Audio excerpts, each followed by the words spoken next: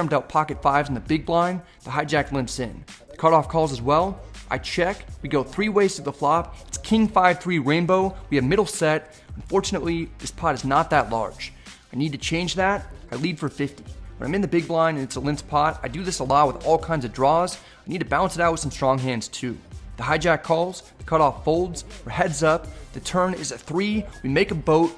I'm going to continue betting with hopes that my opponent has a 3, a king, or a draw. I make it 125. The hijack calls, I like how this is going so far. The river is a jack. Let's figure out how we can make the most money. To do that, we've got to go over what hands the opponent will have and what actions he'd take with them.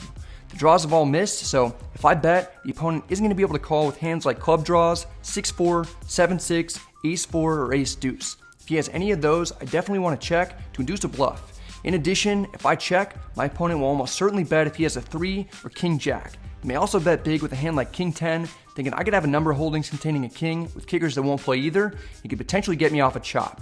I can then put in a raise, get calls out of at least some of those hands. With all that in mind, I check. Hijack takes the bait and bets 350. I feel like Rod Tidwell. Just want to take a moment for myself to enjoy what's happening. I'm in a massive game in a pot that's getting big with a boat on the river, and everything up to this point in the hand is going exactly how I planned it. I reach over to grab a handful of black chips and announce a raise to 1100. This has to catch the opponent off guard. I have no idea what I might be up against, but given how it's played so far, I surely have the winner, unless the hijack has the last 2 3s in the deck. If that's the case, I'll be hearing from him, and I'll be paying him. The player tanks for a very long time, he gets his chips out, then shows me the money. I turn over the full house. Somehow I'm able to turn a limped pot into the biggest pot of the night for me. The hijack is in disbelief. He takes a gander at his cards and then tosses a 3 face up. The other card goes into the muck. It's a giant cooler. We get a dream flop and a dream turn to make the maximum. I've been waiting the whole session for a hand like this where I could bet big for value and get paid off. Finally happens. We win a very nice pot. We're only in for 1 bullet. Currently we're up 1800 on the session. Later we're dealt pocket 10s under the gun +1. I raised to 30. The player on my left calls with a short stack. She's fairly new to the game, but I've already seen her take some aggressive lines, and she's stuck. We're heads up, out of position. As the dealer puts out the flop, the 10 of spades is right in the window. We make top set again. There aren't many strong hands that I'll be up against on this board. I down bet to 20. A lot of people may check, but betting small will build the pot by inducing lots of light calls, and in some instances, particularly against aggressive opponents, might induce some bluffs. The latter's true for us. The opponent raises to 60. I have it all, and there are no real draws out there to be worried about. I flat for 40 more. I'm very excited. The turn is a 4. 5-3 is the only new hand that beats me. I check. The opponent immediately picks up chips from her stack and fires for 140. She only has 145 behind. There's a good chance she has absolutely nothing. I don't want to scare her. Take a little time to make her think I have a real decision to make before I eventually call. The river is the jack of clubs. Consider betting because I want to make sure that it doesn't get checked back if she happens to have a hand like ace-10. Giving her a chance to bluff at it is more beneficial, even though it's not a good spot for her to do so since she has a very small stack compared to the size of the pot. I check. No check back this time. She puts in her remaining chips. I snap call. She doesn't have us beat. She reveals that she has ace-king of clubs. She raised on the flop with 2 overs and a backdoor straight draw, then was dead on the turn. We've had a big swing in the right direction. The pot is pushed towards us. We've gone from being stuck 500 to being up almost 400. Just a few hands later, we have pocket queens under the gun and are looking to destroy people. We raise to 20. A player in middle position is out to get torched. He 3-bets to 65 with 520 total in his stack. This is a strong play over my early position raise. We want to keep the opponent's bluffs in and don't want to get all of it in if the opponent has a monster. For those reasons, we flat for 45 more. We're heads up out of position. If we're going to get unstuck, we're going to need all the help that we can get. You know what time it is. On the count of 3, hit the like button for extra run good and hit it hard. Ready? 1, 2, 3. The flop comes queen 9-3 rainbow. We flop top set. The dealers at the Hustler must be fans of 90s pop because they hit us baby one more time. We unassumingly check it over. The middle position player tries to rep what we've got. He bets 50. With the absolute nuts and virtually nothing to worry about on this board, we call to set the trap. The opponent didn't start out with too many chips, so we should be able to get everything by the end of the hand. The turn is the 7 of spades, putting the flush draw out there. Our hand remains the best possible one. I check once more. The middle position player is like a Heisman Trophy winner in a white Bronco. He's not slowing down. He bets 135, leaving himself with 270 back. I just don't think that he has it, mostly because we have it. We call again to let the opponent dig himself into a larger hole. The river is the king of hearts. It's not great because we could have been up against pocket kings. Jack 10 also makes a straight, but at least the flush draw misses. The next sequence of events happens quickly, so pay close attention.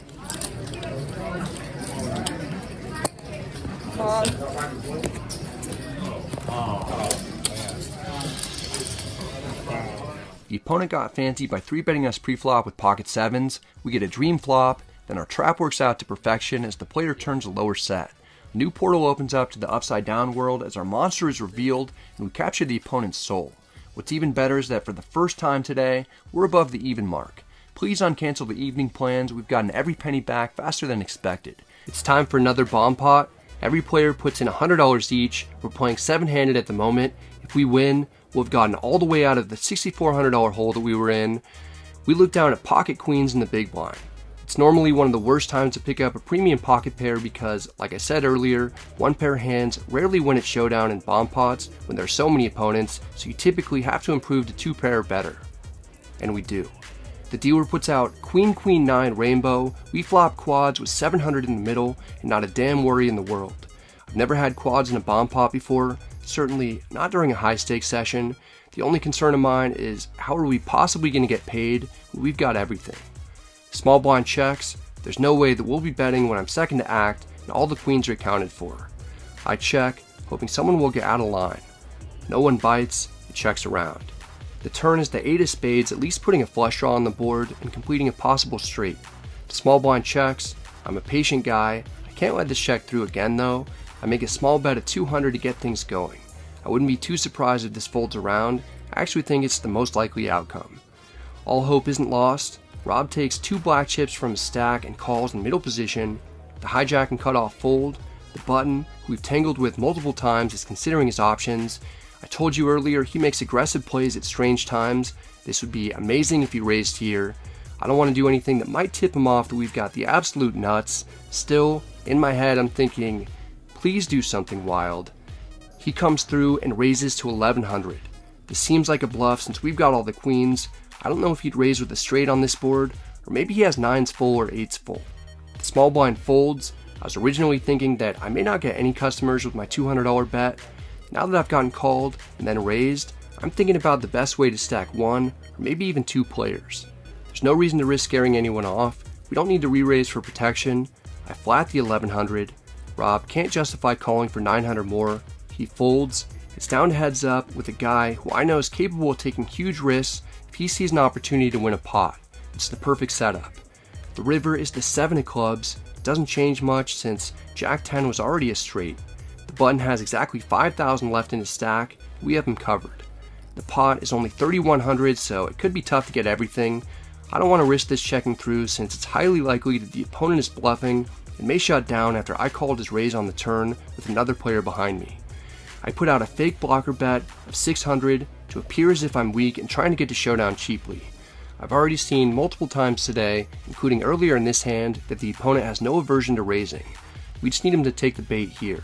If he has air like a missed flush draw, he may make a last-ditch effort to try and steal the pot after seeing a weak-looking bet. If he has a really strong hand like a full house, or possibly even a straight, he'll probably think that I have trick queens and he can raise for value. Almost no matter what he has, he'll feel some inclination to make it more. He takes the black chips that he's shuffling in his hand, adds it to a much larger stack of black chips, and then raises to 2,600. I don't play these stakes that often. It's tough to flop quads, and even more rare to get raised twice in the same hand while having the absolute nuts. This is an unbelievable feeling. Let's just take a second to enjoy this and hit the like and subscribe buttons. We've made the maximum. Yes, the button still has another 2,400 in his stack, but there's no way that he can call a shove even if he has pocket 9s for what we know is the second nuts, because it's too likely that I'll have queen 9, queen 8, or queen 7 for a better full house, and I wouldn't bluff or re-raise with anything worse. Still, we have to go for it. I put in the inevitable all-in re-raise for 5,000 effective. The button can't believe it. He must not have been raising as a bluff on the river because he doesn't snap fold. I get the sense that he knows he's beat. He's got to see it though. He tosses in a calling chip. We've officially made the most that we could possibly make. The bluff?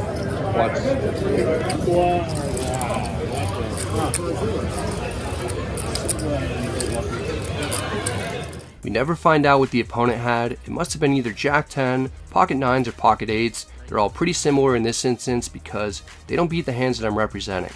It's an insane $13,000 pot that comes our way. Earlier on, it seemed like I was destined to lose every chip that I had in front of me. I was stuck several $1,000s and a favorite to be down $10,000. We got some magic in 2 separate hands with pocket queens to now be up $6,000 on the session. The day is completely turned around. It isn't over either. We're playing 6-handed at the moment as the elf limps in for 50. Gazzy Phil raises a 200 from the under the gun straddle. We've got Jack 10 of spades in the double straddle. I call. Small blind calls as well. We're going 3 ways to the flop in position. The dealer puts out 8-7-4 all spades. We flop a flush with a straight flush draw. Small blind checks. As he's doing this, Gazzy looks at his cards for a spade outside of the camera's view. Gazzy checks. I know exactly what suits and denomination my cards are, but I check my cards purely for deception and balance so that when I'm genuinely checking to see if I have one card with a particular suit in my hand, good players like Gazzy won't be able to rule out me having flushes. To fully commit to the facade, I sneakily check back the flush. I'm a lot more comfortable checking back the jack high flush in this instance because the 9 of spades will give us the absolute nuts, and that card might allow us to stack anyone holding the ace of spades. If the flop were 8-4-3 all spades, I'd be less inclined to check back a vulnerable flush. The turn is another 7 pairing the board. Small blind checks. Gazzy is now more confident that his third pair with the straight flush draw is best. He bets 400. If Gazzy was genuinely checking his cards for a spade on the flop, then he won't have 2 spades for a better flush. He wouldn't have a set or 2 pair that turn into a full house either because the spade versions for the denomination of cards he'd be holding would be on the flop and Gazzy wouldn't need to check for him. This is an extremely reliable live tell with recreational players, but you still need to be careful with players that have been around for a while because they might switch things up on you, like I've been attempting to do throughout the hand. Gazzy is certainly capable of fake checking his cards for a spade, so I can't completely rule out him having ace or king high flushes. I've just significantly discounted it in my mind, partly because there are so many spades that are already accounted for. I call, which I might have done with a variety of pair or 1 spade combinations. Small blind folds, it's down to heads up. The river is the deuce of diamonds. We've gotten a great run out. The opponent checks, which I don't think you do very often with a better flush. Between the live tells coupled with how this has been played, I've mostly ruled out all the hands that are beating us. Now I've got the green light to bet, and because of the false live tells I was attempting to give off and my weak looking line so far, I go with a huge overbet of 2,000 to make it appear as if I'm attempting a last ditch effort to seal this pot as a bluff with something like king 10 offsuit with 1 spade. Gazzy has removal to straights and flushes, plus our story doesn't make any sense, especially if we were truly checking our cards on the flop for 1 spade. My river play doesn't seem consistent with physical tells or how I played the hand earlier. Gazzy has to see. Wow. What a play by Brad, the overbet. There's a lot of dirty houses. Look at one of the small neighborhoods.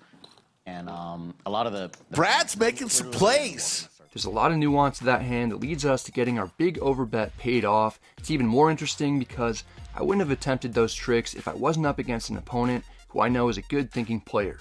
We get the perfect run out to make the maximum from just a pair of 6s. We pick up pocket deuces in the cutoff. I raised to 300. When there are only 5 of us at this table, each player has to fight extra hard for pots to avoid getting run over. No one's been putting more effort in than Paul. He calls in the small blind.